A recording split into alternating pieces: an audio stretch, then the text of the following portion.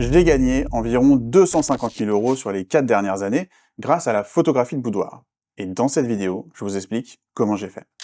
Je vais vous partager toute mon expertise dans ce domaine, donc si vous êtes déjà photographe dans le portrait intime, ou dans d'autres domaines, et que vous voulez vivre de votre activité, ou ajouter un vrai complément de revenu d'ici quelques mois max, cette vidéo, elle est pour vous. Et pour ceux qui débutent et qui veulent se professionnaliser, vous aurez toutes les clés en main pour faire de votre passion votre métier. Avant toute chose, qui je suis pour pouvoir prétendre à vous donner des conseils? Alors, il y a de grandes chances que vous me connaissiez déjà à travers les réseaux sociaux, mais très rapidement, je m'appelle Benjamin Anakovitch, ça fait presque 10 ans que je pratique la photographie de portrait intime, et j'ai réussi à faire de ma passion mon métier à temps plein. Grâce au boudoir, j'ai pu acheter cet appartement, qui me sert de home studio, j'ai pu faire des rencontres humaines de qualité, je me suis vraiment fait de vrais amis, et j'ai aussi rencontré et marié la femme de ma vie, qui était une cliente. En gros, j'ai trouvé ma vocation, ça m'a permis de m'épanouir, professionnellement et personnellement. Et si je fais cette vidéo, si je partage mon expérience, c'est pas pour flex, c'est pour que vous aussi, vous puissiez y trouver autant de bonheur, et idéalement en quelques mois au lieu de la dizaine d'années que ça m'a pris. J'ai déjà accompagné des nombreux artistes via la Fine Art Academy à développer le boudoir en activité complémentaire ou principale, comme Vincent ou Romain, par exemple, qui vivent aujourd'hui de leur passion à temps plein. Mon objectif, avec cette masterclass gratuite, c'est de vous donner toutes les clés pour que vous puissiez vous aussi vivre de votre activité, vous lancer dans un domaine qui est encore trop peu connu en France, mais qui transforme des vies, et qui apporte un bien-être immense à celles qui en bénéficient, que ce soit vous ou vos clientes. Le boudoir, c'est un élément de réponse à un vrai problème de société, et ce qu'on apporte, ça touche vraiment la vie des gens, et ça n'a pas de prix. Cette vidéo, elle risque d'être un peu longue, donc écoutez-la dans la voiture ou en faisant le ménage, ou installez-vous confortablement et prenez des notes, parce qu'il va y avoir une tonne d'infos utiles et surtout pratiques. Mon but, c'est pas que vous recopiez bêtement ce que je dis, c'est que vous compreniez les mécaniques pour devenir un meilleur photographe. Déjà, on va poser les bases et définir ce que c'est que le boudoir. Parce que je vois trop de photographes utiliser ce mot alors qu'ils font que du Nurbex ou du studio en collab avec des modèles, et moi, je suis pas d'accord. C'est pas parce que vous shootez des femmes à poil ou en lingerie que vous faites du boudoir. Pour moi, il y a deux caractéristiques essentielles. D'abord, les codes visuels. On est dans le domaine de l'intimité, donc on va shooter en intérieur, en lumière naturelle, dans un espace de vie qui a du sens par rapport à un fond de studio vide, et puis avec un rendu qui va être proche de la réalité. Les projets créatifs, c'est des projets créatifs, mais c'est pas du boudoir. Et après, il y a l'intention de shoot. On est là pour répondre aux attentes de la cliente. On met nos compétences et notre expertise au service de ses besoins. Donc c'est pas elle qui pose comme modèle pour nous, c'est nous qui shootons pour elle. Et cette mécanique, elle est hyper importante parce que tout le projet, il est personnalisé en fonction de ses attentes à elle. Et cette bienveillance-là, elle est essentielle. Pour moi, le boudoir, c'est ça. C'est apporter une solution à un besoin, que ce soit pour réparer ou célébrer le rapport au corps, à travers l'art, et dans un contexte d'intimité. Du coup, pour arriver à ça, on va couvrir les bases techniques, créatives, prise de vue, retouche photo, l'expérience client, les stratégies pour trouver vos premières clientes, et puis pour développer l'entreprise. On entend souvent que c'est pas le matériel qui fait la photo, mais que c'est la vision du photographe. Et si cette phrase elle est vraie, il n'empêche que c'est le bon matériel qui permet de donner vie à cette vision. Ça veut dire que pour chaque projet photo, il faut avoir une vision, moi ce que j'appelle l'intention de shoot, et connaître la destination des photos pour choisir le bon matériel, le bon boîtier, le bon objectif, la bonne lumière, la bonne scène, etc., etc. Dans les grandes lignes, en boudoir, on veut que le rendu final il soit représentatif de la réalité au maximum. Qu'elle puisse se regarder directement sur le boîtier et se trouver magnifique sans se dire « oui, mais c'est grâce au grand angle, oui, mais c'est grâce à la lumière, oui, mais c'est grâce au flash, etc. etc. » Du coup, on vise une focale qui déforme pas trop, donc entre 35 et 85 mm en général, et on préférera de la grande ouverture, f1.4 ou f1.8, pour bien décrocher le sujet du fond et faciliter la lecture de l'image. Le tout monté sur un boîtier plein format, pour pas subir le crop factor, vu qu'on va shooter en intérieur, et donc souvent dans un espace restreint. Voilà, donc c'est important de connaître cette partie technique, parce que c'est ça qui va vous permettre de faire un choix éduqué sur votre matériel pour chaque projet photo, que ce soit en boudoir ou autre chose. Par exemple, si je fais de l'animalier, je vais vouloir des focales longues, pour être physiquement loin de mon sujet, mais très proche dans mon cadre. Si je capture un événement sportif, il va me falloir un boîtier qui permet de faire une rafale rapide, pour rater aucun mouvement. Si je fais du boudoir, je veux une grande ouverture pour isoler mon sujet et diriger le regard dans l'image. Après, en boudoir, on n'a pas vraiment besoin d'accessoires autres que son boîtier et ses objectifs. Perso, je shoot l'essentiel de mes séances avec un boîtier plein format, et un 85 mm f1.4. Et parfois, sur certaines photos uniquement, je change pour un 20 mm, ça me donne un effet un peu plus créatif, un peu plus spectaculaire, pour vraiment étirer certaines perspectives, mais c'est genre une ou deux photos sur 50, quoi. Par contre, ce qui peut être utile, c'est d'avoir un grand réflecteur, comme ça, avec un côté noir, ce qui permet de reboucher les ombres, et donc de recréer du contraste sur la peau dans une scène où on aurait beaucoup de blanc ou des miroirs en face de la fenêtre qui déboucheraient trop ces ombres. Et ça, évidemment, ça va dépendre du lieu de shoot, et donc c'est le sujet qu'on va aborder maintenant. Parce qu'à un moment ou un autre se pose la question de savoir où est-ce qu'on shoot. Est-ce qu'on prend notre propre studio, ou où est-ce qu'on shoot chez la cliente, ou dans un hôtel, un lieu réservé pour la séance. Les deux ont des avantages et des inconvénients. Par exemple, avoir son propre studio, et encore mieux un home studio, c'est-à-dire une ou plusieurs pièces chez soi qui sont dédiées à la photo, eh ben c'est vachement confortable.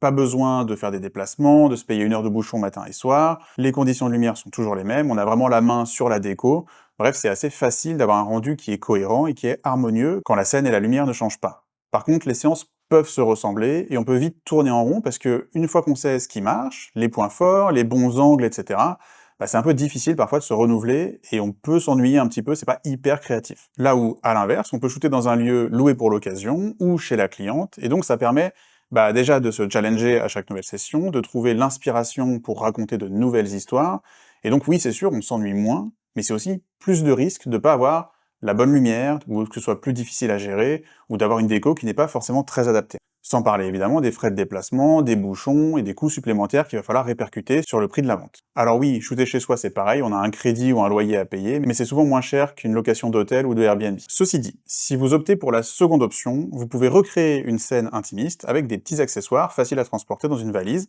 comme un plaid, comme des coussins, comme un miroir, une fausse plante, etc., etc. Ça va vous permettre de recréer une scène qui est cohérente, qui est harmonieuse et qui est cosy dans chacune de vos destinations, et donc de créer une harmonie dans votre rendu. C'est pareil, il va falloir se poser la question de la lumière. Personnellement, je suis spécialisé dans le style dark and moody, donc c'est caractérisé par un jeu de contraste, ombre et lumière, qui va sculpter les volumes du corps sur la modèle. Du coup, j'ai besoin d'une lumière directionnelle, idéalement naturelle et indirecte. Pour qu'elle soit directionnelle, l'idéal c'est tout simple, c'est une grande fenêtre. S'il y a d'autres sources de lumière, je les éteins, comme ça il n'y a que ma fenêtre qui envoie des rayons, et toute la lumière rentre dans un seul sens dans ma pièce. Naturel, c'est pas compliqué, c'est le soleil. C'est gratuit, avec pour seule contrainte de devoir shooter en journée, parce que de nuit ça marche moins bien.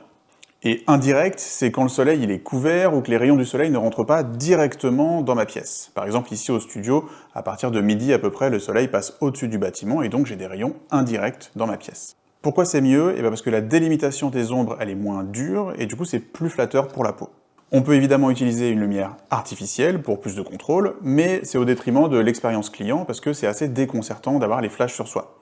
Alors que poser dans une pièce qui ressemble à une pièce normale, qui n'est pas un studio photo, c'est quand même plus confortable. Donc, pour résumer, on a choisi notre matériel, adapté à notre projet photo, on a préparé notre scène chez nous ou chez la cliente, et avec la bonne lumière pour coller au style dark and moody. Maintenant, il faut régler notre boîtier en fonction de cette scène et de cette lumière pour exposer nos photos correctement. Le triangle d'exposition, dans les grandes lignes, ce sont 3 paramètres. 1. L'ouverture. C'est le f1.4 ou f2.8, etc. qui se trouve sur l'objectif. C'est le f quelque chose. Nous, on va régler la valeur la plus basse, la plus proche de 1. Ça permet de faire rentrer un max de lumière et d'avoir un max de flou grâce à cette zone de netteté qui est très courte. Ça, c'est le paramètre principal de notre photo, parce qu'il va avoir un impact fort sur l'effet créatif de l'image, c'est-à-dire décrocher le sujet du fond, isoler un détail, traduire de l'émotion. Ensuite, on a la vitesse qui est représentée par une fraction de seconde. Plus c'est lent, plus on aura du flou de mouvement si le sujet bouge ou si on bouge nous en prenant la photo. C'est comme ça qu'on fait l'effet de filet d'eau par exemple d'une cascade, ou si on veut capturer le mouvement d'un danseur sans figer complètement le danseur justement. Nous, on ne veut pas de flou de mouvement, donc on va éviter de descendre en dessous de 1/160e, 1/200e. Et enfin, on a l'ISO, qui ajuste la sensibilité à la lumière du capteur. Plus on est proche de 100, moins c'est sensible. Et plus on augmente, plus on force la sensibilité jusqu'à introduire des artefacts visuels qui dégradent l'image, et c'est ce qu'on appelle le bruit. Nous, on veut exposer notre scène de sorte à avoir des ombres profondes, presque complètement noires. C'est pas grave si on ne voit pas ce qu'il y a dans les ombres. Donc on va probablement rester proche de ISO 100. Pour résumer, on shoot à pleine ouverture, idéalement f1.4, avec une vitesse suffisamment rapide pour figer le mouvement, donc en général je suis autour de 1/160e grand maximum.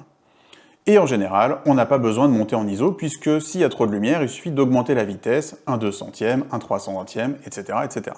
Alors voilà, maintenant on est prêt à faire nos premiers clics, il manque plus qu'un sujet à photographier. Sauf que... une séance boudoir, c'est pas juste faire des photos.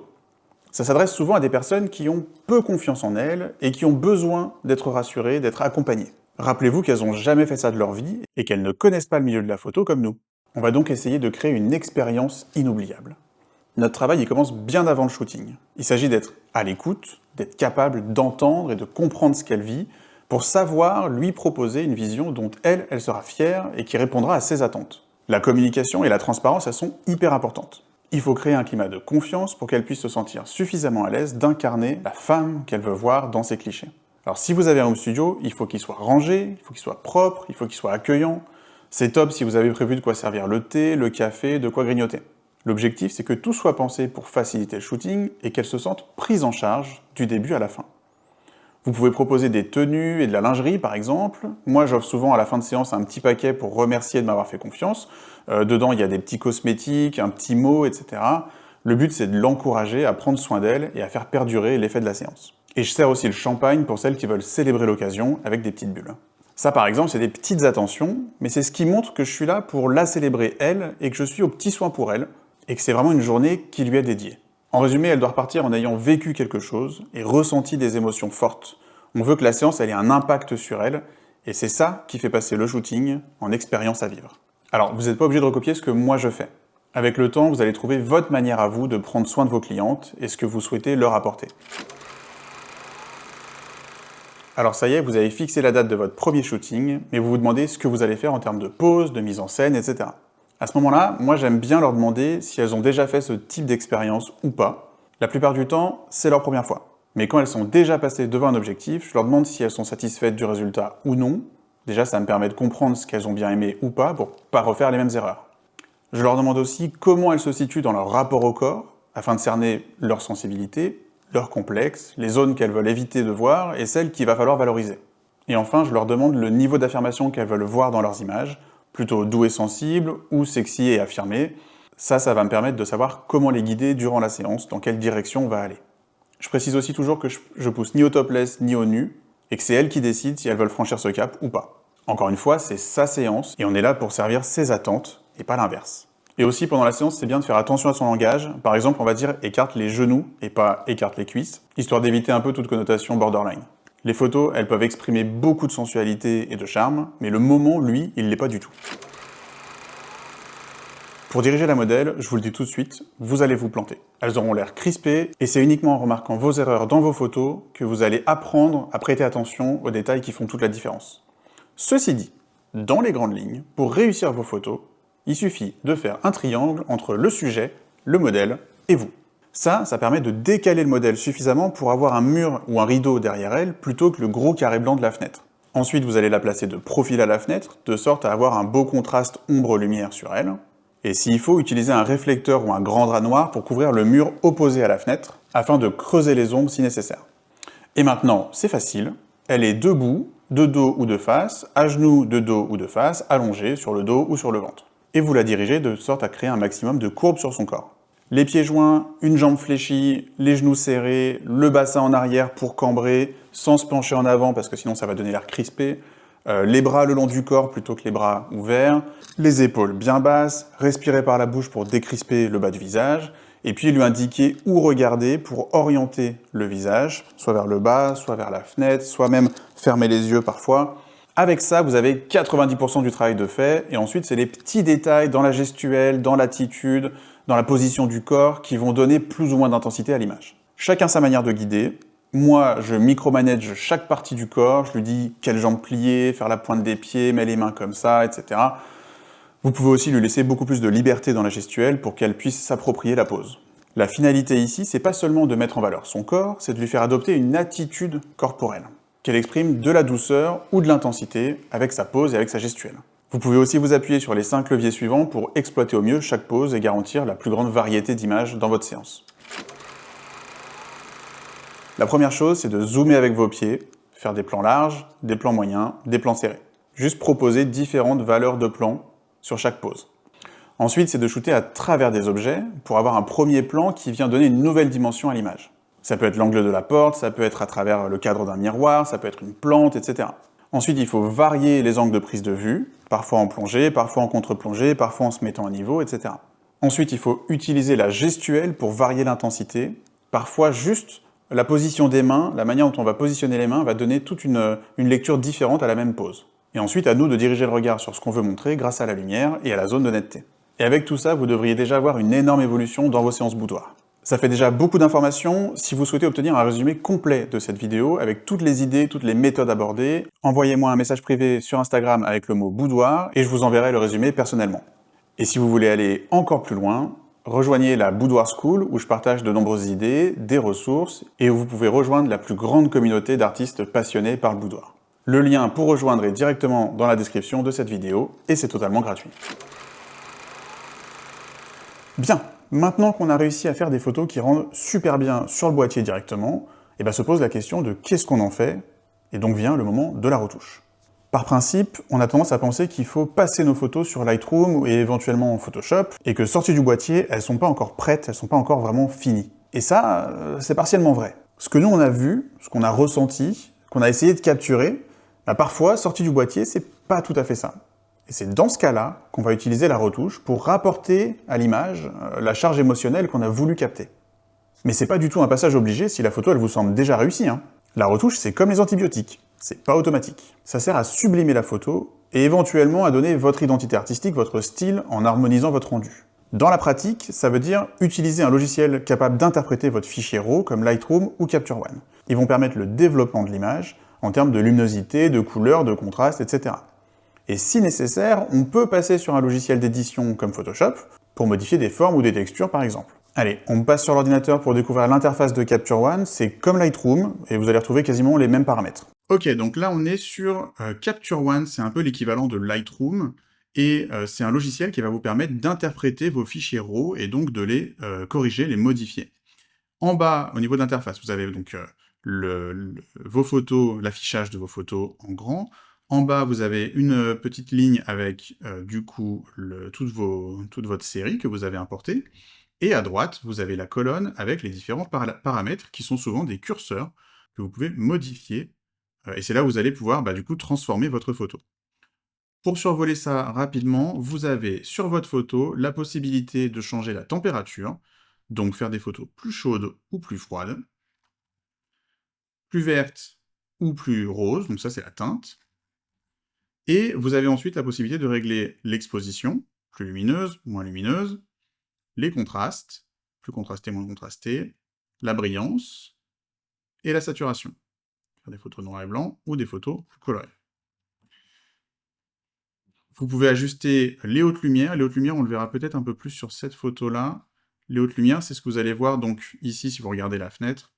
Ça vous permet de récupérer un petit peu d'informations dans certaines zones qui peuvent être un petit peu cramées. Vous avez donc les ombres, vous avez les blancs, ça revient aussi un petit peu à l'intensité des blancs, du coup, dans les hautes lumières, et vous avez le noir, qui est donc le niveau de noir de vos photos. Vous avez la clarté, très important, ne touchez jamais à la clarté. C'est vraiment le pire, on a tendance à vouloir rajouter de la netteté ou de l'intensité à nos photos en poussant la clarté. Ça, c'est vraiment une erreur de débutant, ne faites jamais ça. Et la structure, c'est un peu plus le niveau de détail, mais pareil, vous avez un onglet détail souvent dans vos paramètres, que ce soit dans la première colonne ou ailleurs, où vous allez pouvoir régler du coup la netteté, et ça va être un peu plus important, un peu mieux, on va dire, comme résultat, que si vous utilisez la clarté qui va avoir un effet très destructeur, très difficile sur la peau. Après, vous avez les niveaux, vous avez la courbe, ça c'est un petit peu le... Vous pouvez toucher à peu près au même réglage que ça, mais du coup directement sur la courbe. Ensuite, vous avez le TSL, ça vous permet de modifier la teinte, la saturation et la luminance de vos photos. Donc là, typiquement, si je choisis mes oranges, je peux faire en sorte que mes oranges deviennent très rouges ou très jaunes, voire même presque vert. Je peux choisir l'intensité de la saturation de cette couleur-là, et je peux choisir, du coup, plus ou moins sombre ou plus ou moins brillant. Bon, ça, c'est pour aller un peu vite. Après, vous allez explorer, tout simplement. Et puis vous avez tout ce qui est donc là ça s'appelle Color Balance ici, ça va être le virage partiel sur Lightroom. C'est ce qui va vous permettre de rajouter une teinte dans les zones sombres, par exemple, de la photo, ou dans les zones claires, les hautes lumières, ou dans les tons moyens. Voilà, typiquement. Et ensuite vous avez la possibilité de créer votre noir et blanc, et donc de le personnaliser. Et après, il y a d'autres paramètres que vous allez pouvoir explorer au fur et à mesure, mais on va dire que ça, c'est vraiment 90% de ce qui va vous permettre de créer votre retouche. Et pour faciliter le travail, une fois que vous avez trouvé une retouche qui vous convient bien, vous pouvez l'enregistrer sous forme de preset. On n'a qu'à dire là. Et ensuite, en un clic, vous pouvez appliquer le preset à votre image. Ce qui va vous permettre de gagner énormément de temps, puisque du coup, vous importez votre séance, vous mettez votre preset, s'il marche à peu près avec toutes les configurations, vous êtes au top, et ensuite, il n'y a que des ajustements locaux à faire, parfois sous forme de calque. Par exemple, ici, j'ai assombri un petit peu ces zones-là, comme ça, hop, qui prenaient un petit peu trop de la lumière, qui distrayait un petit peu, donc comme ça, l'intensité lumineuse, elle est recentrée sur mon modèle, ici, au milieu de l'image, et ça, c'est un ajustement où j'ai rajouté un peu de lumière ici aussi, donc pareil, ça m'a permis de rééquilibrer pour que, à travers l'intensité lumineuse dans ma photo, je dirige le regard vers elle, alors que, à la base, hop, c'est un petit peu lumineux de partout. Et si j'enlève mon preset, là, il n'y a aucun réglage, ça, c'est la photo directement sortie du boîtier. Donc oui, il y a une correction au niveau des teintes, de la chaleur, etc., mais dans l'ensemble, elle n'est pas vraiment transformée. Je vais rajouter ça, voilà. Elle n'est pas vraiment transformée, si vous voyez, c'est vraiment direct sorti du boîtier, la photo était déjà spectaculaire. Ça, c'est plus ma sensibilité artistique, ma touche à moi, je voulais créer un petit peu de contraste avec un peu plus de froid dans certaines zones et un peu plus de chaud dans d'autres. Voilà pour ce qui est de la partie développement de l'image, et une fois que vous l'avez traité, il suffit de l'exporter, de l'enregistrer cette fois-ci au format JPEG, et puis du coup de la partager sur les réseaux sociaux. Ok, donc maintenant vous savez retoucher vos clichés, mais si vous voulez gagner du temps et pas traiter des photos pour rien, il faut que vous appreniez à les trier. Et pour que vous compreniez un petit peu l'importance de cette sélection-là, je vais vous raconter une petite anecdote. À nos tout débuts, ma femme a fait une collab en extérieur, dans les bois, avec un photographe qui lui a envoyé genre 700 photos en JPEG, brut, sans retouche. Sur le principe, c'est sympa. Il s'est dit elle repartira avec ses coups de cœur, c'est elle qui choisit, celle qu'elle préfère, etc. Sauf que, bien que ce soit une très belle femme, comme beaucoup de femmes, elle souffre d'insécurité, et du coup elle a eu beaucoup de mal à choisir ses photos, et elle a même fondu en larmes en découvrant ses clichés. Certaines étaient réussies, mais il y avait aussi toutes celles qui étaient pas flatteuses. Et cette vision négative, ça lui a fait plus de mal que les photos valorisantes. Donc, par principe, faites le tri de vos photos avant de les présenter à vos modèles ou aux clientes. Même en collab. D'ailleurs, sachez que c'est ok de supprimer des scènes entières si elles sont ratées. Vous n'êtes pas obligé de choisir des photos de toutes les scènes que vous avez faites durant votre shooting. C'est aussi ok de supprimer des photos qui sont bien, mais qui sont pas aussi bien que les meilleures photos de la séance. Ne gardez que vos meilleures images. Soyez sélectif et soyez incisif. En général, si vous faites un premier tri, vous devriez garder environ 10%, et parmi ces 10%, il faut vous forcer à ne garder que les meilleures, les plus impactantes, les plus valorisantes, celles qui ont capté vraiment l'essence même de votre projet et de ce que la modèle a dégagé. Le reste, supprimez. Gardez aussi en tête que ce que la cliente ne voit pas, ne lui manque pas. Donc c'est pas grave s'il y a des photos que vous connaissez, vous dites « Ah, celle-là, elle est bien, mais c'est pas la meilleure. » Tant pis, on peut l'enlever. Ce processus, il est hyper important, parce que plus vous êtes capable de trier, plus vous allez définir votre identité. Parce qu'en faisant un tri, vous faites un choix, et c'est ça qui va définir votre vision à vous, votre sensibilité artistique. Si vous faites pas de choix, vous ne sacrifiez pas une image au profit d'une autre, et donc vous ne cultivez pas votre vision, votre sensibilité artistique. Plus vous serez bon dans cet exercice, plus vous progressez vite, et plus vous gagnerez du temps. Perso, je fais entre 300 et 500 clics par séance avec une cliente. Ça me prend 30 minutes, max, pour importer, trier, traiter et exporter une sélection d'environ 30 à 40 photos à présenter à ma cliente. Et ça, c'est les photos finales, celles que vous voyez sur mon compte Instagram par exemple. D'ailleurs, parlons-en de votre présence en ligne, parce que maintenant que vous avez trié, que vous avez traité et exporté vos photos, il est temps de les présenter au monde pour construire votre portfolio, votre vitrine, et attirer vos premières clientes. Et c'est pas vraiment un secret que Facebook et Instagram, c'est les plus gros réseaux sociaux en termes d'audience, et donc c'est là que vous aurez le plus de chances d'être découvert par votre cible. Cependant, ils sont aussi très durs sur le contenu qu'ils disent sensible, c'est-à-dire tout ce qui est nudité, sexualité, lingerie, etc. Donc il convient d'être prudent sur ce que vous y partagez, et d'avoir une vraie stratégie. Sur Instagram, lorsqu'on arrive sur votre profil, on a un aperçu très clair de ce que vous proposez, donc plus votre fil il est harmonieux, plus c'est facile de comprendre et de se projeter dans votre univers. Du coup, si vous faites du boudoir, partagez uniquement des photos de boudoir, des backstage vidéo, des textes d'inspiration, bref, du contenu qui est en lien avec le boudoir, et avec le bien-être et avec la revalorisation de soi. Pas des photos de mariage, pas de l'événement d'entreprise, pas des voitures, pas du paysage, etc., etc. Chaque compte Instagram, il doit être dédié à une audience. Vous faites du boudoir, vous vous adressez à une audience spécifique, avec un message spécifique. Vous n'aurez pas le même message, et vous n'aurez pas la même audience pour des mariés, pour une entreprise, pour une marque, etc., etc. Vous pratiquez la photo dans plusieurs domaines d'activité, faites plusieurs comptes. Si vous mélangez tout, on ne saura juste pas vraiment ce que vous proposez. Après, avoir une page Instagram, ça ne suffit pas pour être remarqué et pour attirer de la clientèle. Vous pouvez être le meilleur photographe du monde, si vous ne savez pas vous vendre, vous n'aurez pas de clients. Et si vous savez vous vendre, vous pouvez faire des photos claquées au sol, vous serez booké sur 6 mois. Donc pour sortir du lot, notamment en photographie de boudoir, il faut que vous cultiviez ce qu'on appelle le personal branding. C'est un peu le culte de la personnalité appliqué au marketing. Plus vous vous montrez, plus votre audience elle découvre qui vous êtes dans le travail et dans votre vie privée, plus elle se sentira en confiance, et elle aura envie de travailler avec vous plutôt qu'un autre, alors que vous portez le même message de bienveillance et de bien-être. Pourquoi? Parce qu'elle est sensible à vos valeurs, à votre personnalité, à votre humour, à tout ce qui fait que vous êtes unique et différent, au-delà de juste vos photos. Et je sais que c'est pas facile, parce qu'on a l'habitude d'être derrière l'objectif plutôt que devant, mais pour se vendre, aujourd'hui, c'est un peu difficile de faire autrement. Une fois que vous avez suscité l'attention de votre audience et présenté vos meilleures photos dans un feed harmonieux, et que votre style il est identifiable, c'est-à-dire que quand on voit vos photos passer, on sait que c'est vous avant même de voir le nom apparaître, et que votre contenu il instaure une relation de confiance, et vous allez commencer à recevoir les premiers messages de clients potentiels. Mais vous ne pouvez pas non plus juste attendre qu'elles viennent à vous, vous devez mettre en place des call to action, des CTA, pour engager la conversation. Dans vos publications, créez le débat. Intéressez-vous à votre audience, proposez des rendez-vous téléphoniques, encouragez-les à vous écrire ou à commenter pour vous parler de leur motivation ou de leurs freins à franchir le cap d'une séance. C'est en stimulant ces conversations que vous allez rassurer et probablement convaincre une personne encore indécise de sauter le pas et de vous faire confiance pour la sublimer. Au-delà des réseaux sociaux, c'est bien d'avoir un site internet vitrine qui présente votre travail, évidemment, mais aussi votre studio, si vous en avez un, vous, votre personnalité, vos tarifs, les infos sur le déroulé de la séance, bref, tout ce qui va répondre aux interrogations de votre cliente pour que ce soit plus l'inconnu et qu'elle puisse plus facilement se projeter dans leur projet photo.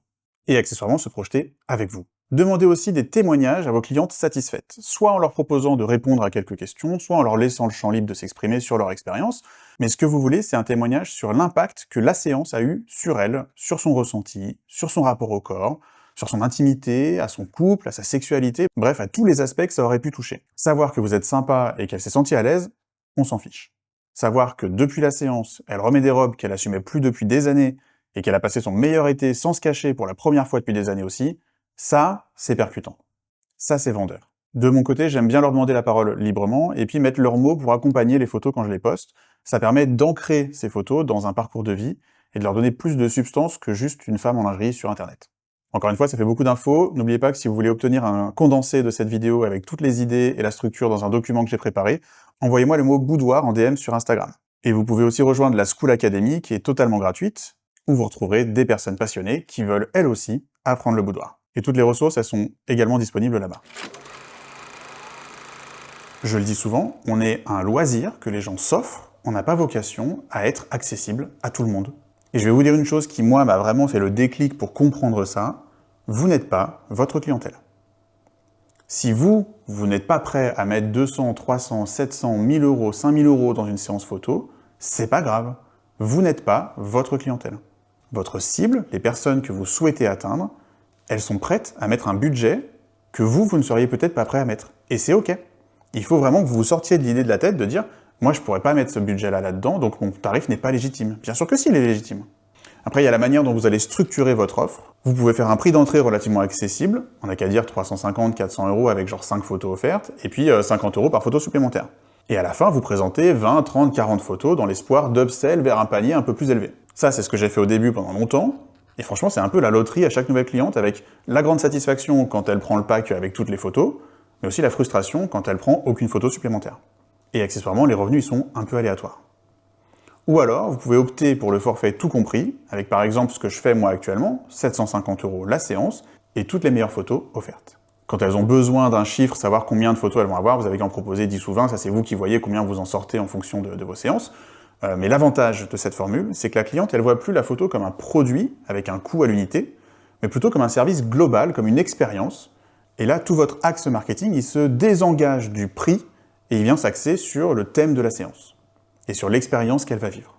Pour le coup, moi j'ai eu plus de clientes récurrentes avec cette formule qu'avec la formule à la photo. Parce qu'en fait, elle voyait chaque séance comme une exploration d'une partie de sa personnalité, ou de sa sensualité, et du coup, en partant, elle envisageait déjà ce qu'elle voulait explorer la prochaine fois. Donc je vous invite vivement à opter pour cette formule, je pense vraiment que c'est la meilleure option dans le boudoir en tout cas, et après vous pouvez toujours upsell en proposant des albums de luxe ou des tirages par exemple.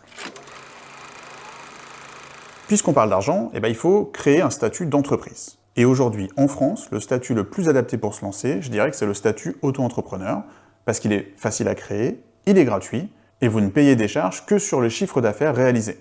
Donc c'est vraiment le moins risqué. En plus, quand vous vous lancez, vous pouvez bénéficier de l'ACRE, donc c'est l'aide à la création ou à la reprise d'entreprise, qui réduit vos charges la première année.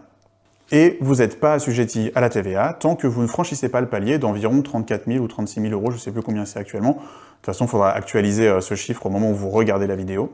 Ce qui fait déjà environ 3 000 € de chiffre d'affaires par mois, qui est plutôt un bon objectif pour commencer. Par contre, vous ne pouvez pas déclarer de frais réels. Alors, a priori, nous, on n'a pas beaucoup de frais récurrents, parce qu'une fois qu'on a acheté notre matériel, voilà, on n'a plus trop de frais. Mais vous pouvez aussi envisager de monter une société anonyme pour amortir vos investissements, les loyers, récupérer la TVA et avoir des frais professionnels pour baisser votre assiette d'imposition. Mais là, on est vraiment dans d'autres calculs qui, à mon avis, sont intéressants que si vous commencez à faire un peu de chiffre d'affaires. Par contre, soyez conscient que vous avez quand même des obligations légales, comme de déclarer tous les mois votre chiffre d'affaires auprès de l'URSSAF et avoir un compte bancaire dédié à votre activité pro, ainsi que tenir une comptabilité à jour avec les factures. Après, c'est pas très compliqué, vous pouvez le gérer vous-même, et en vrai, il faut juste s'y tenir tous les mois.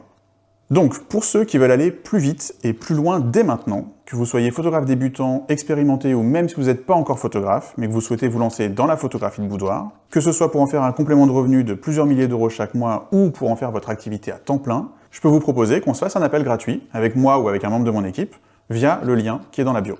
Comme ça, on fait le point ensemble sur votre situation, sur vos objectifs, et puis on voit si je peux vraiment vous accompagner, si je peux vous apporter des conseils supplémentaires. C'est un peu pour ça que je fais cette vidéo, c'est pour partager mon expertise et puis vous accompagner dans votre chemin à vous, et puis idéalement vous faire gagner du temps. Donc si vous avez envie d'aller plus loin, n'hésitez pas à prendre rendez-vous, le lien est directement dans la description juste en dessous. Et si vous préférez, vous pouvez aussi m'envoyer un message sur Instagram directement en me disant simplement que vous voulez qu'on s'appelle.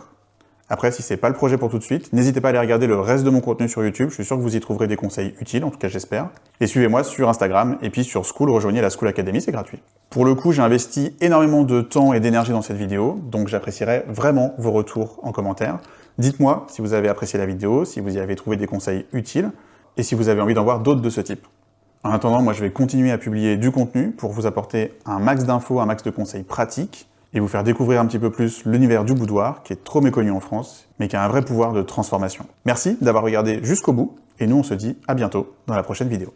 Ciao!